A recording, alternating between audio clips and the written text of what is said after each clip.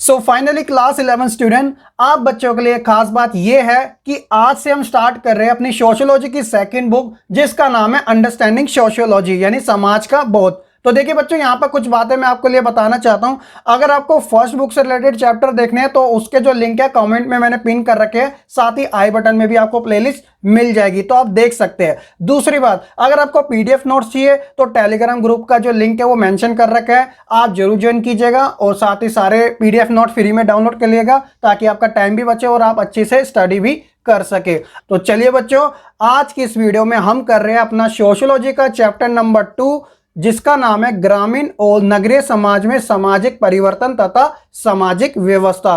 तो बच्चों, आज की इस वीडियो में मैं आपको करा रहा हूं फर्स्ट पार्ट और इसके बाद जो है वो सेकंड पार्ट होगा।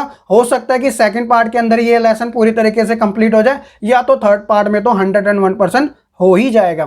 तो बच्चों, आपसे यही रिक्वेस्ट है, अगर आप चैनल पर नए हैं तो जरूर सब्सक्राइब कर लीजिएगा और बेल आइकन भी दबा दीजिएगा ताकि आपको आने वाले टाइम में हर एक लेटेस्ट वीडियो के अपडेट मिलते रहे। My name is Shahrukh Saifi and welcome to our YouTube channel quick prep.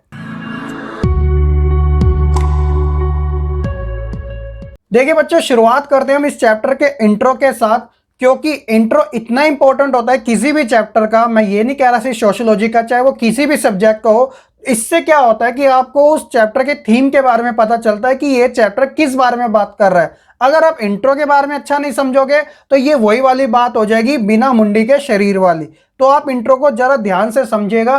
तो देखिए बच्चों, परिवर्तन जो है वह प्रकृति का एक नियम है जिसे बदला नहीं जा सकता। इस बात को आप काफी अच्छे तरीके से समझते हैं, क्योंकि समय के अनुसार ही व्यक्ति बदलता है और समय कभी रुकता नहीं है, वो हमेशा चलता ही रहता है। और देखिए बच्चों, संसार में ऐसा कोई समाज है भी नहीं जिसमें परिवर्तन ना आए हो। फिर चाहे वो आप भारतीय समाज की बात करो या पश्चिमी समाज के बारे में बात करो या यूरोपीय, किसी भी समाज के बारे में बात करो, तो हर एक समाज के अंदर परिवर्तन यानी कि जो चेंजेस है वह जरूर ही देखने को मिलता है, क्योंकि ये प्रकृति का नियम है। अब बात आती है कि ये सामाजिक परिवर्तन क्या होता है। अगर आपने मेरे पहले की वीडियो देख रखी है फर्स्ट वाली बुक की, तो उसके अंदर भी सामाजिक परिवर्तन से रिलेटेड टॉपिक आए हैं। और जो क्लास 12 की जो मैं सोशियोलॉजी पढ़ाता हूं, तो उसके अंदर तो बहुत सारे ऐसे टॉपिक है जो सामाजिक परिवर्तन से जुड़े हुए हैं। तो देखिए बच्चों, वह परिवर्तन जो कि सामाजिक संबंधों से जुड़े हो वह सामाजिक परिवर्तन कहलाते हैं। अब बात आती है कि ये सामाजिक संबंध क्या होते हैं। तो देखिए बच्चों, मैंने जब आपको फर्स्ट बुक का फर्स्ट चैप्टर पढ़ाया था तो उसके अंदर मैंने समाजशास्त्र के अर्थ में यही बता दिया था कि जो ये समाजशास्त्र है यानी जो सोशियोलॉजी है वह सामाजिक संबंधों का एक जाल है। ये सामाजिक संबंध किस प्रकार के होते हैं, तो उदाहरण के तौर पे ये प्यार वाले भी हो सकते हैं, ये नफरत वाले भी हो सकते हैं, ये प्रतिस्पर्धा यानी कॉम्पिटिटर वाले भी हो सकते हैं। भाई ये है कि लोगों के बीच में जो जुड़ाव का एक सबसे बड़ा कारण है ना, वो है सामाजिक संबंध ही है, यानी सोशल रिलेशन ही है। कोई ना कोई व्यक्ति किसी ना किसी व्यक्ति के ऊपर डायरेक्टली और इनडायरेक्टली डिपेंड है ही। जैसे एग्जांपल के तौर पे, आप चाहे कितने भी अमीर क्यों ना हो, लेकिन जिस दिन आपकी तबीयत बिगड़ेगी आपको जरूरत होगी एक डॉक्टर की, जो कि वह इसका इलाज कर सके। तो इसी कारण तो वह समाज में जुड़ा हुआ है एक दूसरे के साथ। तो यही सामाजिक संबंध कहलाते हैं और यही सामाजिक परिवर्तन है जो कि निरंतर यानी कि कॉन्टिन्यूअस चलते ही रहते हैं। सामाजिक परिवर्तन जो होते हैं वह तुलनात्मक होते हैं यानी कि कंपैरेटिव होते हैं। कहने का मतलब, हम किसी भी चीज का कंपैरिजन किस बात से करते हैं, अपने पास्ट से, जो कि चीज बीत चुकी है। जैसे कि अतीत में जो सिचुएशन थी उसकी हम तुलना जो आज का टाइम है, जो वर्तमान दौर है, उसके साथ करते हैं, जो कि हमें हेल्प करती है आने वाले चीजों को समझने में। क्योंकि इतिहास की जब हम बात करते हैं ना, हिस्ट्री की, तो उसके अंदर तो पहला नियम ही यही होता है कि इतिहास क्या है। इतिहास जो है वो अतीत का लेखा जोखा है, जो कि हमें वर्तमान समझने में हेल्प करता है ताकि हम आने वाले समय के लिए योजनाएं बना सके, जो गलती पहले हुई थी उसे आगे ना दोहरा सके। तो यही तो है सारी चीजें। तो सामाजिक परिवर्तन भी तो इसी चीज से जुड़ा है। आई होप कि बच्चों ये इंट्रो जो है आपको अच्छे से समझ आ चुका होगा। थोड़ा लंबा हो गया, बट ये है कि आपकी अंडरस्टैंडिंग के लिए काफी ज्यादा ये जरूरी भी था। देखिए बच्चों, अगला जो हमारा टॉपिक है ना, इसे समझना आपके लिए काफी जरूरी है, क्योंकि ये जो टॉपिक्स है ना वह पहले वाले टॉपिक से कोरिलेट करते हैं।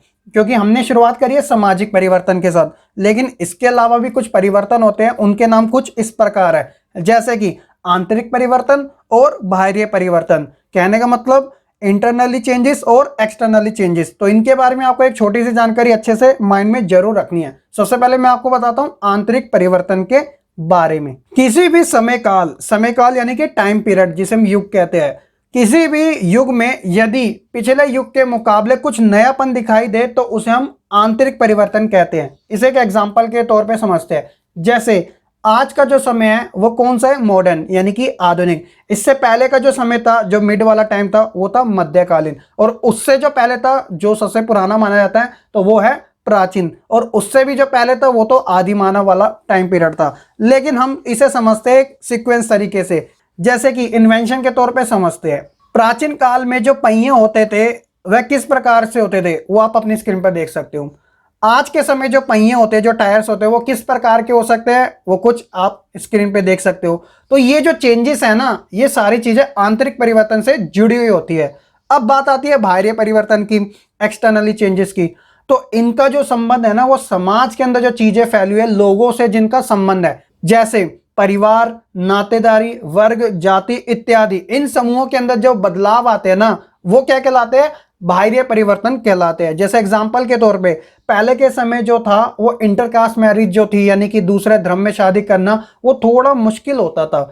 आज के समय में एक हिंदू मुस्लिम से भी कर लेता है, एक मुस्लिम हिंदू से भी कर लेता है, एक हिंदू सिख से भी कर लेता है, एक सिख मुस्लिम से भी कर लेता है। यानी कि ये जो इंटरकास्ट मैरिज है ना, उसके अंदर बदलाव देखने को मिला है। लोगों को कुछ राइट्स मिले अपने खुद के डिसीजन, निर्णय लेने के अंदर। तो ये जो सारी चीजें होती है वह बाह्य परिवर्तन से जुड़ी हुई होती है।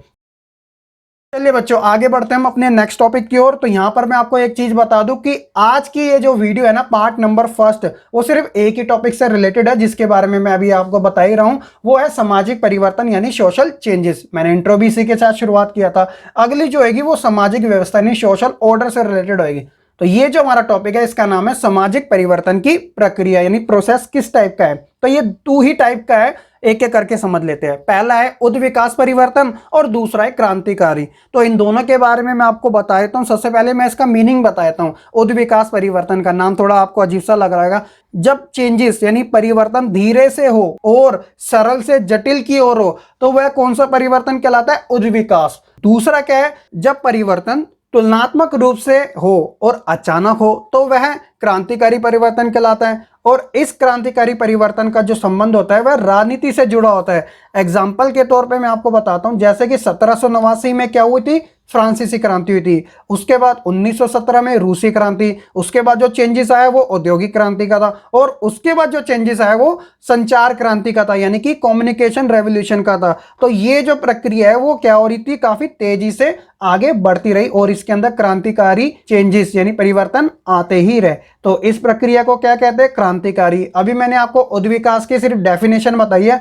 अब हम बात करते हैं उद्विकासीय के बारे में। तो देखिए, चार्ल्स डार्विन का उद्विकासीय सिद्धांत। तो यहां पर बच्चों आपको इनके बारे में थोड़ी बहुत जानकारी होना जरूरी है। इनकी जो फील्ड थी ना, वह नेचुरल हिस्ट्री और जियोलॉजी से ज्यादा जुड़ी थी। और इन्होंने अपनी एक बुक भी लिखी थी जो काफी फेमस भी है, जिसका नाम है ओरिजिन ऑफ स्पीसीज। तो आपको ये याद रखना है, ठीक है। तो इनका जो सिद्धांत था उद्विकासीय सिद्धांत, उसके बारे में मैं आपको बताता हूं। तो क्या था कि जो शुरुआत में प्रत्येक प्रणाली था ना, उनका जो जीवन था वह काफी सरल था, क्योंकि रिसोर्सेज की कमी थी। तो वह उतना ही चीजों को अडेप्ट कर पाते थे जितना उनके आसपास होती थी, ठीक है। अब क्या था कि कई शताब्दियों और सहस्त्र शताब्दियों यानी कि जो 1000 ईयर होते हैं, 1000 ईयर जो होते हैं, तो धीरे धीरे मनुष्य ने क्या किया, अपने आप को प्राकृतिक वातावरण में ढालना शुरू कर दिया। तो चार्ल्स डार्विन का जो सिद्धांत था वह योग्यतम की उत्तरजीविका पर आधारित था। अब बात आती है कि ये योग्यतम की उत्तरजीविका का क्या मतलब होता है। तो इसका मतलब ही यही होता है कि केवल वही जीव अपने आप को सुरक्षित रख सकते हैं या सफल हो सकते हैं जिन्होंने अपने आप को पर्यावरण के अनुसार ढाल लिया हो। और जो अपने आप को पर्यावरण के अनुसार नहीं डाल सके तो वह असक्षम कहलाते हैं और उनकी जो गति होती है वह धीरे हो जाती है और लंबे समय में वह नष्ट भी हो जाते हैं। तो इसी का मतलब योग्यतम में उत्तरजीविका का यही अर्थ था कि समय के अनुसार अपने आप को बदलना काफी ज्यादा जरूरी है। और इसीलिए इनका जो सिद्धांत था वह प्राकृतिक प्रक्रियाओं को भी दिखाता है। तो क्योंकि मैंने आपको बता दिया था इनका जो फील्ड थी वो नेचुरल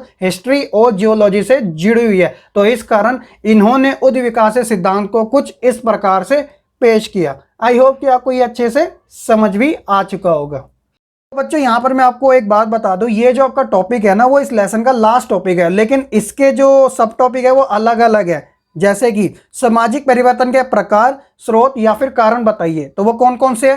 पहला है पर्यावरण, दूसरा है तकनीक, तीसरा है राजनीति और चौथा है संस्कृति। आइए जानते हैं सभी को एक एक करके, और काफी शॉर्ट है ताकि आपको अच्छे से ये समझ भी आ जाए। एग्जाम में कोई गलती बिल्कुल मत करना, आपसे चाहे टाइप्स पूछी जाए, रीजन पूछा जाए या फिर रिसोर्सेज पूछा जाए, तो आपको यही लिखने हैं, अच्छे से आप समझ लीजिएगा।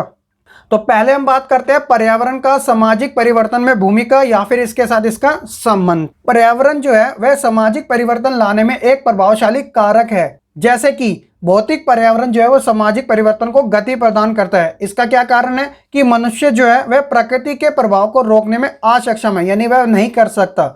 उसी तरह भौगोलिक कारक, प्रकृति जो है वो समाज को ही बदल कर रख देती है। उदाहरण के तौर पे जैसे प्राकृतिक आपदाएं वो कौन कौन सी होती है, जैसे भूकंप का आना हो, बाढ़, सुनामी, तूफान, सूखा, महामारी, अकाल, ये सारी चीजें प्राकृतिक आपदाओं से जुड़ी होती है। तो भौगोलिक कारक भी सामाजिक परिवर्तन में अपनी भूमिका को निभाता है, क्योंकि ये चेंजेस लाने में सबसे बड़ा रीजन भी माना जाता है पर्यावरण के संदर्भ में। और उसी तरह तकनीकी और अर्थव्यवस्था भी सामाजिक परिवर्तन में भूमिका निभाते हैं। कैसे? सबसे पहले हम जानते हैं टेक्नोलॉजी यानी प्रौद्योगिकी के बारे में। तो इसका क्या मतलब होता है कि मनुष्य द्वारा भौतिक उद्देश्यों की पूर्ति के लिए की गई उच्च विधि का प्रयोग क्या कहलाता है? प्रौद्योगिकी कहलाता है। जैसे कि मनुष्य ने दिमाग लगाया, बल्ब बनाया, मनुष्य ने दिमाग लगाया तो पहिए का निर्माण कर डाला। उसी तरह रेलगाड़ी, इंजन, उपकरण, तो ये सारी चीजें क्या करती है? आर्थिक बदलाव लाती है, और इसका जो असर पड़ता है वो सामाजिक परिवर्तन पर भी पड़ता है। उसी तरह तकनीकी क्रांति, तो तकनीकी क्रांति से मतलब यह है कि जैसे औद्योगिकरण, नगरीकरण, उदारीकरण, इन सब में मिली वृद्धि, तो इन सब का जो संबंध है वो तकनीकी क्रांति से जुड़ा हुआ होता है। कई बार क्या होता है कि आर्थिक व्यवस्था में हुआ जो परिवर्तन है ना वह सीधे यानी डायरेक्ट तरीके से तकनीक से नहीं जुड़ा होता, लेकिन वह फिर भी सामाजिक परिवर्तन लाता है। कैसे? उदाहरण के तौर पे रोपण कृषि। रोपण कृषि क्या है? एक प्रकार की व्यापारिक कृषि है जिसके अंदर नकदी फसलें उगाई जाती है, जैसे कि गन्ना, चीनी, इनकी खेती ज्यादा की जाती है। और ये जो खेती की जाती है उसके अंदर मजदूरों की बड़ी आवश्यकता होती है, क्योंकि काम जो होता है वो काफी तेजी से किया जाता है।